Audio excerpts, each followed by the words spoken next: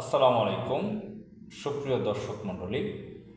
বাংলাদেশে বসবাসকারী কাদের সিদ্দিকী নামের এক জানোয়ার, যে ইন্ডিয়ান এজেন্ট, তাকে আমি জানোয়ার না বলে পারছি না।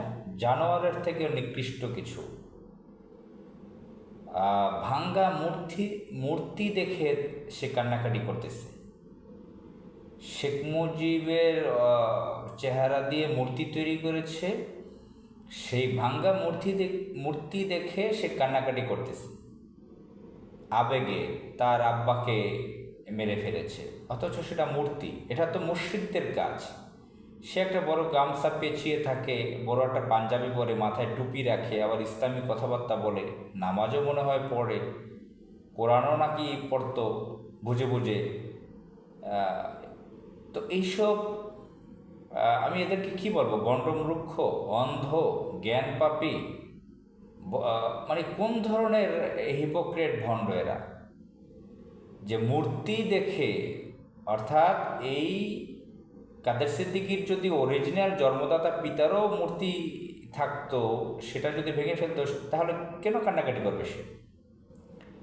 এই যে হাজার হাজার মানুষকে হত্যা করা হয়, যে গুম করেছে, জুলাই মাসে যে বিপ্লবের সময় গণহত্যা চালিয়েছে, হাজার হাজার মানুষকে হত্যা করেছে, কত ছোট ছোট শিশুকে হত্যা করেছে, কত নারীকে হত্যা করেছে, কত মা তার সন্তান হারিয়েছে, কত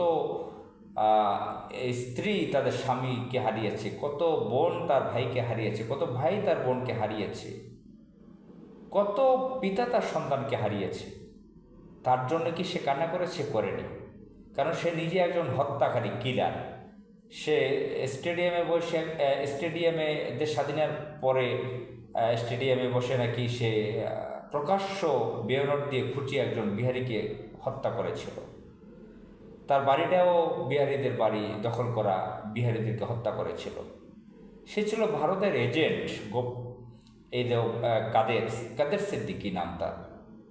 তার ভাইও একজন উগ্র আওয়ামী সন্ত্রাস, লতিফ সিদ্দিকী। এরা আসলে ভারতের এজেন্ট, তাদের প্রতিটা কথায় কথায় সেটা প্রমাণিত।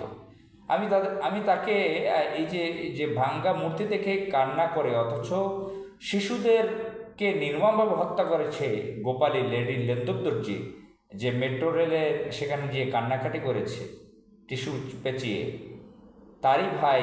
সে ভাই তো পরিচয় দেয়, কাদের সিদ্দিকী তো বলে যে হাসিনা তার বোন।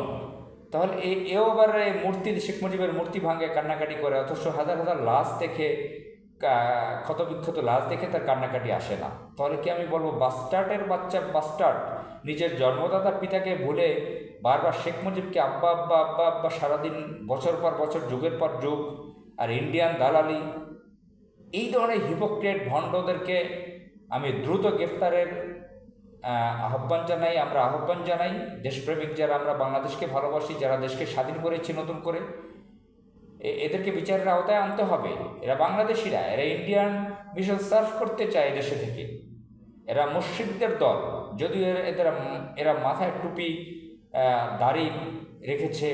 এরা প্রচণ্ড রকমের ভণ্ডের দল। আসসালামু আলাইকুম।